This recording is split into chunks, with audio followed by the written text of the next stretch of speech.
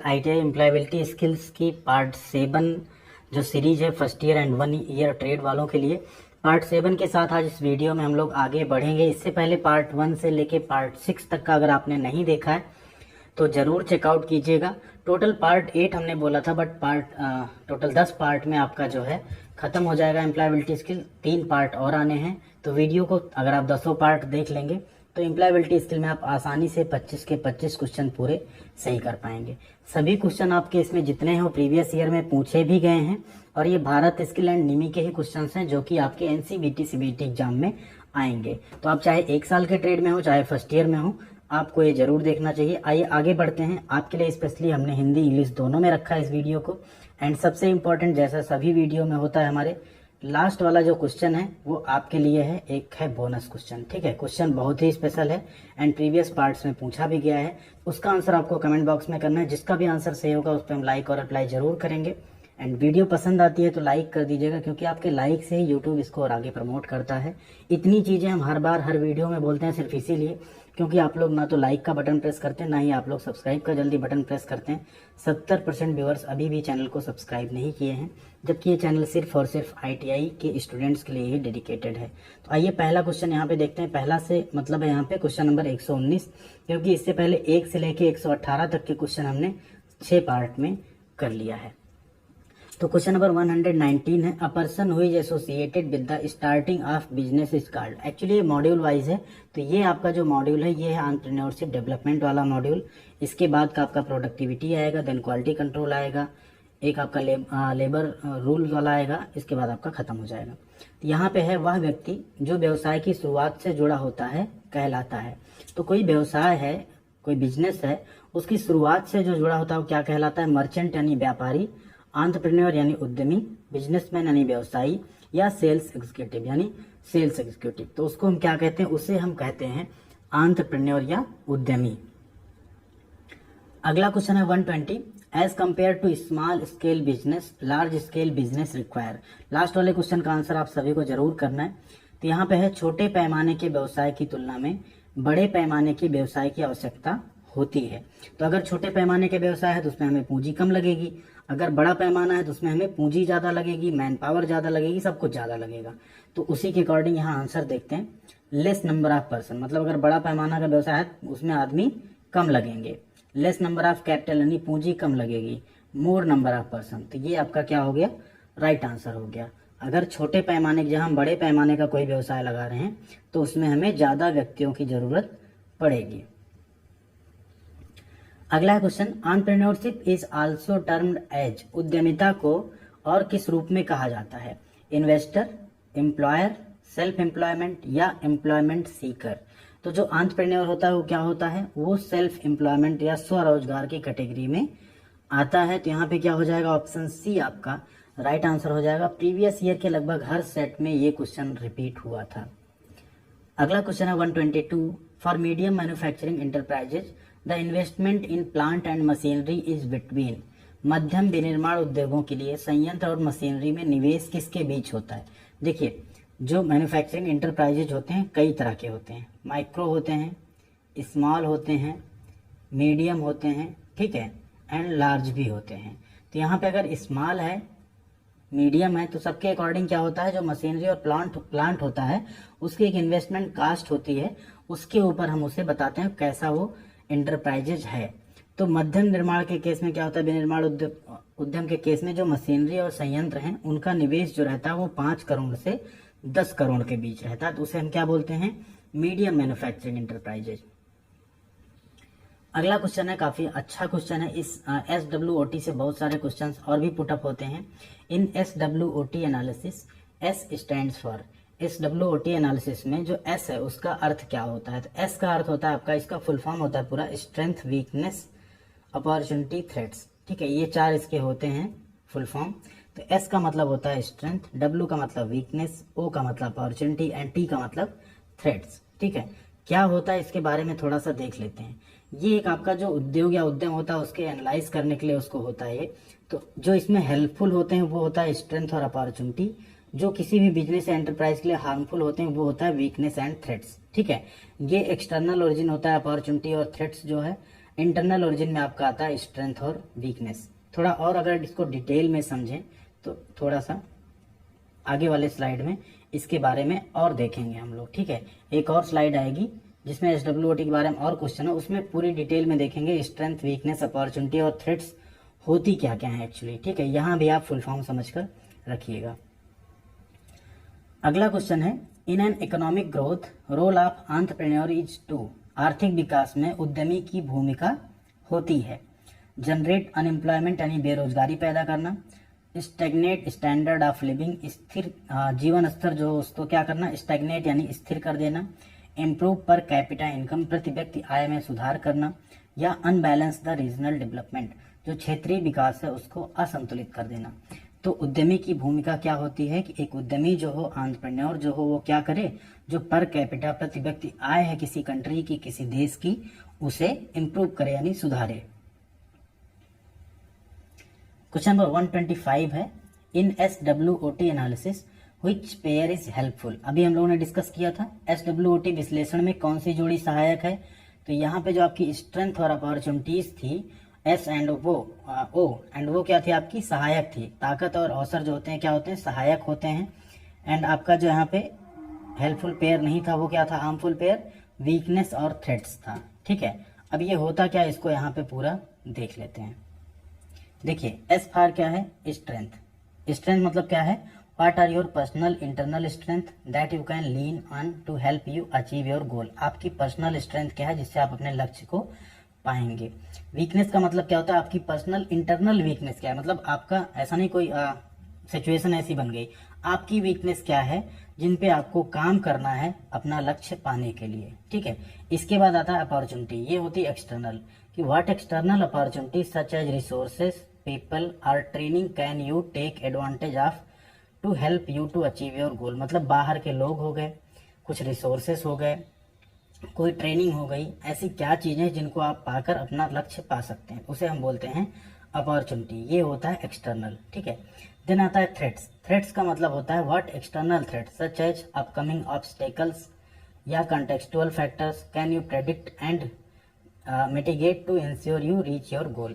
अब ऐसे क्या फैक्टर हो सकते हैं, एक्सटर्नल थ्रेट्स हो सकती हैं, या कोई ऐसा ऑब्स्टेकल यानी कठिनाई या कुछ ऐसा हो सकता है जिसमें आप जो आपका गोल है वहां तक पहुंचने में आपको थोड़ी मुश्किल आ सके, उसे रखते हैं हम थ्रेट्स के अंतर्गत। यही आपका यहाँ पे SWOT होता है। समझ में आ गया होगा उम्मीद करते हैं आपको। अगर अभी भी कुछ डाउट इसमें लगेगा तो आप लोग कमेंट कीजिएगा, किसी क्वेश्चन में डाउट आता है या कोई चीज़ आपको ऐसी लगती है कि आने वाले वीडियोज में ऐसे हो तो और अच्छा होगा, तो हम उसे और सुधारने की कोशिश करेंगे। क्वेश्चंस आपके सिर्फ इंग्लिश में थे, हमने उसको हिंदी इंग्लिश दोनों में करने की भी कोशिश की है। अगला है question 126, money invested in purchasing of raw material यानी कच्चा माल, payment of wages and salaries, rental, electricity etcetera comes under. कच्चे माल की खरीद, मजदूरी और वेतन का भुगतान, किराया, बिजली, ठीक है, इन सब में निवेश किया गया पैसा किस में आता है, वर्किंग कैपिटल यानी कार्यशील पूंजी में, फिक्स्ड कैपिटल यानी अचल पूंजी में, लॉन्ग टर्म कैपिटल यानी दीर्घकालीन पूंजी में, या कैपिटल इनकम यानी पूंजीगत आय में। तो देखिए रॉ मटेरियल में salary, wages, rental, electricity bill जितना भी आप पे करते हैं ये सब आता है आपका वर्किंग कैपिटल में, ठीक है। इसे आपको हर महीने हर दिन जो भी आपको इसे पे करना पड़ता है। क्वेश्चन नंबर 127 है, MSME स्टैंड्स फॉर। MSME का क्या मतलब होता है, तो यही MSME है जो अभी हम लोग वहाँ बात कर रहे थे 5 से 10 करोड़ मीडियम इंटरप्राइजेज। तो MSME का फुल फॉर्म होता है micro, small and medium enterprises, सूक्ष्म, लघु और मध्यम उद्यम या उद्योग, ठीक है। ऑप्शन सी आपका यहाँ पे राइट आंसर हो जाएगा। नेक्स्ट है question, paid form of ideas, goods and services are called. विचारों, वस्तुओं और सेवाओं के सशुल्क रूप क्या कहलाते हैं, पेड फॉर्म ऑफ आइडियाज, ठीक है। क्या कहलाएंगे, पब्लिसिटी यानी प्रचार, गुडविल यानी सद्भावना, पब्लिक रिलेशन यानी जनसंपर्क, या एडवर्टाइजमेंट। तो पेड फॉर्म ऑफ आइडियाज या गुड्स एंड सर्विसेज का जो होता है उसे हम क्या कहते हैं, उसे हम कहते हैं एडवर्टाइजमेंट यानी विज्ञापन, जो कि आप टीवी, न्यूज़पेपर, रेडियो सब जगहों पे बहुत देखते हैं। अगला है question, the enterprises engage in the production of goods is known as. माल के उत्पादन में लगे उद्यमों को किसके रूप में जाना जाता है, manufacturing enterprises, service enterprises, micro enterprises या माइक्रो इंटरप्राइजेज। तो देखिए अगर आप कोई चीज़ मैन्युफैक्चर कर रहे हैं प्रोडक्शन कर रहे हैं, उत्पादन कर रहे हैं किसी सामान का, तो उसे कहते हैं मैन्युफैक्चरिंग इंटरप्राइजेज या निर्माण उद्यम, जहां आप कोई चीज बना रहे हैं। ठीक है, वो एक आपका कुर्सी उद्योग हो सकता है, फर्नीचर उद्योग भी हो सकता है, ठीक है, कुछ भी हो सकता है, छोटा बड़ा उद्योग, कपड़ा उद्योग भी हो सकता है, जहां आप कोई चीज बना रहे हैं उसे हम मैन्युफैक्चरिंग इंटरप्राइजेज कहते हैं। एक होता है सर्विस इंटरप्राइजेज, जिसमें आप सर्विसेज दे रहे हैं, जैसे हॉस्पिटल्स हो गए, होटल्स हो गए, ये सब क्या है आपके सर्विस इंटरप्राइजेज हैं। कुछ कंसल्टेंसीज हो गई, वो क्या है सर्विस इंटरप्राइजेज हैं। क्वेश्चन नंबर 130 है, the expansion of GDP is, इसका आप सब लोग जानते होंगे फुल फॉर्म। जीडीपी किसी कंट्री के लिए बहुत इंपॉर्टेंट होता है, उसकी जीडीपी नेगेटिव बढ़ रही है, पॉजिटिव बढ़ रही है, क्या है ये चीजें, कंट्री किस तरफ डेवलप कर रही है, किस तरफ बढ़ रही है, वो इंडिकेट करता है। जीडीपी का मतलब क्या होता है आपका, gross domestic product. Option A जो आपका है ग्रॉस डोमेस्टिक प्रोडक्ट, ये आपकी यहाँ पे क्या है, राइट आंसर है। अगले क्वेश्चन पे चलते हैं, बहुत इंपॉर्टेंट क्वेश्चन ये भी। The expansion of SIDO is, SIDO का विस्तार क्या है, तो सीडो का जो विस्तार होता है वो क्या होता है, वो होता है आपका स्मॉल इंडस्ट्रीज डेवलपमेंट ऑर्गेनाइजेशन। जो छोटी छोटी इंडस्ट्रीज हैं उनको उनके डेवलपमेंट के लिए एक ऑर्गेनाइजेशन बना, जिसका नाम क्या हुआ, सीडो। ठीक है, उन्हें सहायता करना, ठीक, उन्हें वो चीज़ प्रोवाइड कराना जिससे वो आगे डेवलप हो सकें, स्मॉल से मीडियम बन सके, मीडियम से लार्ज बन सकें, उनके लिए सीडो एक बनाया गया, जो कि एक तरह का ऑर्गेनाइजेशन है। ऑप्शन ए आपका यहाँ पे स्मॉल इंडस्ट्रीज डेवलपमेंट ऑर्गेनाइजेशन क्या हो जाएगा, राइट आंसर हो जाएगा। अगले क्वेश्चन पे चलते हैं, what approach is used to gain access to foreign markets and quickly promote an organization interest, विदेशी बाजारों तक पहुंच प्राप्त करने और संगठनों के हित को शीघ्रता से बढ़ावा देने के लिए किस दृष्टिकोण का उपयोग किया जाता है। ठीक, ध्यान दीजिए, इतना इंपॉर्टेंट क्वेश्चन है, शायद ही अगर 10 दिन पेपर हुआ तो ये 5 दिन पूछा गया है। लाइसेंसिंग, कोलैबोरेशन, जॉइंट वेंचर या टेक्नोलॉजी ट्रांसफर। देखिए, अगर आप क्या कर रहे हैं, फॉरेन मार्केट में भी आप कुछ प्रमोट कर रहे हैं, किसी ऑर्गेनाइजेशन एक्सेस कर रहे हैं, एक्सेस गेन कर रहे हैं, ठीक है, वहां पे कहाँ, फॉरेन मार्केट में, तो आपको क्या करना होगा, जॉइंट वेंचर बनाना होगा, एक संयुक्त उद्यम बनाना होगा, वहां की कोई कंपनी होगी, वहां का कोई इंटरप्राइजेज होगा जिसके साथ आपको मिलकर काम करना होगा, तब आपकी अप्रोच फॉरेन मार्केट तक आसानी से पहुंच पाएगी। ठीक, क्या बोला रहा है, क्विकली, तो यहाँ पे क्या आ जाएगा, ऑप्शन सी जॉइंट वेंचर। अगला है 133, which investment is considered for deciding the status of manufacturing enterprises, विनिर्माण उद्यमों की स्थिति तय करने के लिए किस निवेश पर विचार किया जाता है, वर्किंग कैपिटल यानी कार्यशील पूंजी पर, बिल्डिंग एंड लैंड यानी भवन और भूमि पर, प्लांट एंड मशीनरी यानी संयंत्र और मशीनरी पर, या सैलरी ऑफ एम्प्लॉय यानी कर्मचारियों के वेतन पर।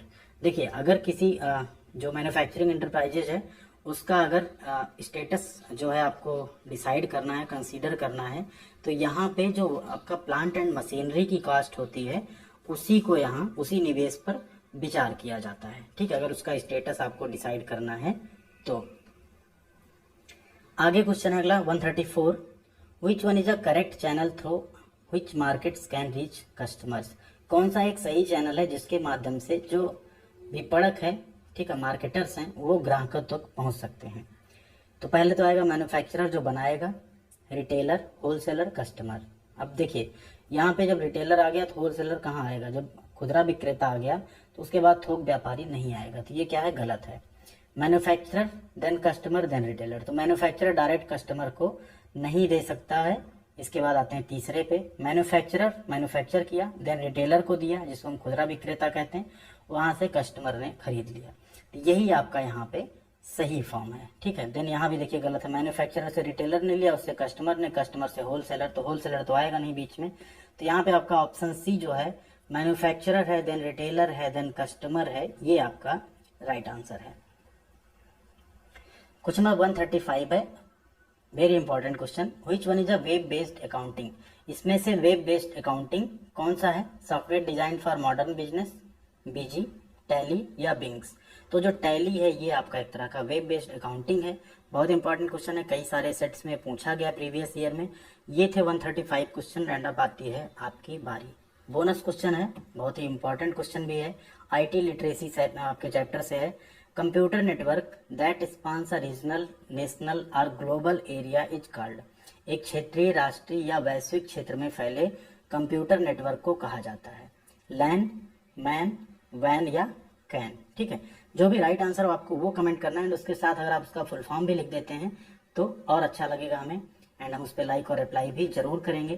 तो थैंक यू वेरी मच, यही था आज का वीडियो। इसके बाद आपको 8, 9 एंड 10 3 पार्ट मिलेंगे, एंड उसके बाद आपकी सीरीज शुरू हो जाएगी वर्कशॉप कैलकुलेशन एंड साइंस की। तो वीडियो पसंद आया होगा तो लाइक कर दीजिएगा, अपने दोस्तों के साथ शेयर कर दीजिएगा, चैनल को सब्सक्राइब कर लीजिएगा, एंड बने रहिएगा चैनल पे। मिलते हैं अगली अपडेट के साथ अगले वीडियो में।